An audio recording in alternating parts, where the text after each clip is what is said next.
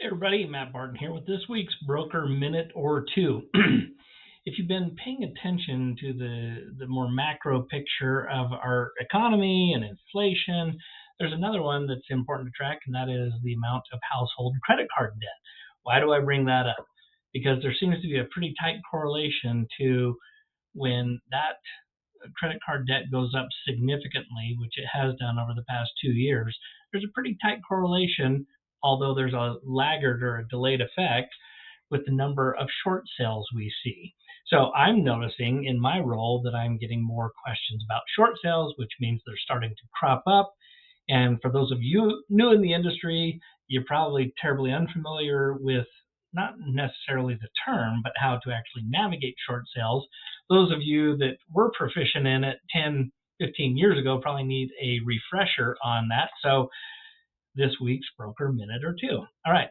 I am not going to go through exhaustively on a short sale because there's frankly a lot of moving parts. But let me just start with this.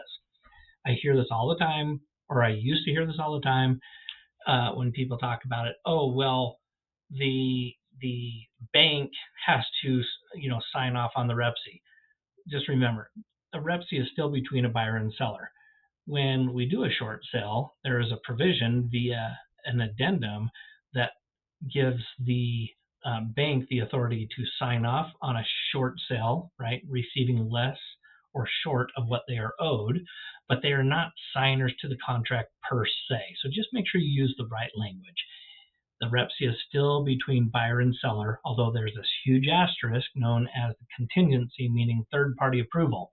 So when you go into the MLS, if you search, this is on utahrealestate.com, you search for a short sale, you're going to come up with 4 obvious documents.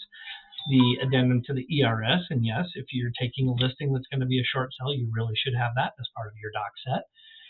If you're going to accept backup offers on a short sale, there's that document. But the 2 main ones is, let's always start with, whether you're representing a buyer or a seller, the short sale disclosure. And then when filling out a REPSI, make sure that the short sale addendum is a part of your contract. And I'm just going to spend a little time on that short sale addendum to the REPSI. There's one that is a little more cloaked because it doesn't use the term short sale in it, but there's also an acknowledgement of third-party approval that is specifically to do with short sales. So having said all that, I'm going to move my picture over here a little bit, bring up my PDF. Here is the short sale addendum. Okay, and not going to go through this exhaustively, but I would just say this. If you're working with somebody, buyer or seller, on a transaction that's involved in a short sale, I would make sure I read with them verbatim this section 1.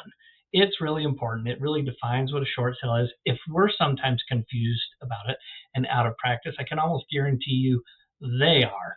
So in addition to the short sale disclosure, when you do the short sale addendum, take the time to just read this section through with them, right?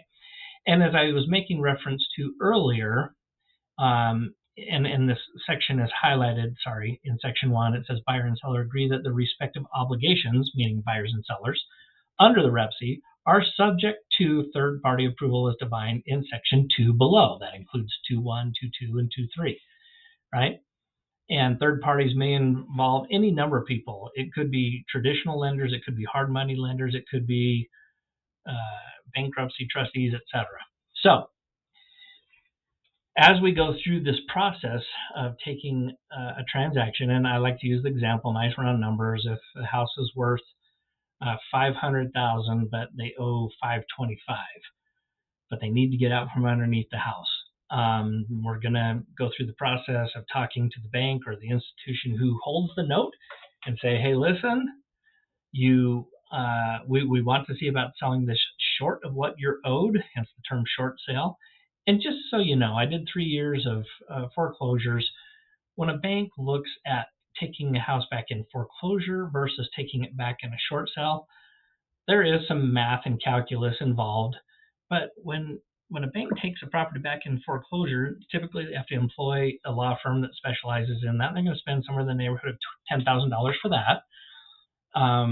When they have to foreclose on somebody, a lot of times the owners beat up the property. In years past, I people literally rip cabinets off the walls, not detach them, but rip them off and leave big chunks in the drywall. Same thing with air conditioning units, et cetera, et cetera. So the bank knows this. They're going to pay $10,000 for an attorney. They're going to pay 10, 20, 30, who knows how many thousands of dollars to repair and bring the property up to snuff. And then they've got to go through the process of listing it, marketing, and getting it sold, which could take who knows how many months, all that while not earning any interest on the money. So it becomes an expensive proposition. And that's why, even though they're not excited about it, the short sell is a less costly approach for them. And I'm telling you, there will be more and more short sales coming. All right. So just know this, in the REPSI, since it's between buyer and seller, they agree to a price, right? And it's short of what the bank is owed. The bank has the opportunity to weigh in and say, yeah, I'm down with that or not, or I want to make certain modifications. And that's what comes about in this acknowledgement of third-party approval. So without going into that document in detail, this basically just says it's going to require approval by the third parties, the bank, whoever it may be, and it's going to be manifest in a document known as the acknowledgement of third-party approval. Then they can change dates in there and other items in regards to the transaction. Then there's going to be the approval by the seller and the approval by the buyer, because during this process, the bank's going to typically make changes, and it makes changes or proposes changes to the original REPSI in terms that were put forth, and both buyer and seller have the ability to say, yeah, no, I'm not okay with that, and we're canceling the REPSI. And that's what these sections 2.2 and 2.3 cover. It goes on to say in this document that if you don't get third-party approval by this date, which frankly should be added to your section 24 dates, then the contract is automatically deemed canceled. Okay? If it's approved, then whatever dates are put forth in the original REPSI or any modifications in the acknowledgement of third-party approval addendum will then govern. But if you don't obtain that, the contract has a limited shelf life and will be canceled given that date. There's more to this and a lot more detail, and here's what I'd say to you. This is a little bit of a teaser. I plan to go through this in more detail in our next contracts and negotiations course. So if you want to be prepared for the increase in short sales that is coming our way, I would suggest you tune in for that contracts and negotiation, which is this coming Monday, 10 o'clock. It's on the training and events calendar, and it is conducted via Zoom. Look forward to seeing you then, and until then, have great success.